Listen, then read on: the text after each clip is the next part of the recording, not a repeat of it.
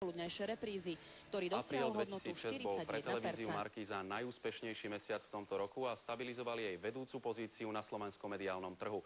Celodenný podiel dosiahol takmer 33% a podiel v hlavnom vysielacom čase dosiahol hodnotu 34% a je najvyšší od júla 2005.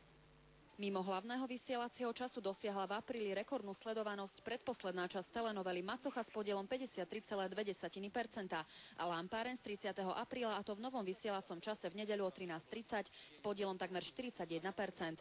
Aprílový hlavný vysielací čas, ktorého podiel bol 34%, dosiahol najvyššiu hodnotu od júla 2005. Najvyššie čísla v primetime dosiahol Milionár s hercami zo seriálu Medzi nami odvysielaný na Veľkú noc s podielom takmer 41%. Miss s podielom necelých 44% a excelovala Nevesta pre milionára s podielom na trhu vyše 56%, čo je viac než v finále súťaže Slovensko hľadá Superstar 2. O diváckom záujme o túto show vypovedá aj vysoký podiel jej nedeľňajšej popoludnejšej reprízy, ktorý dosiahol hodnotu 41%.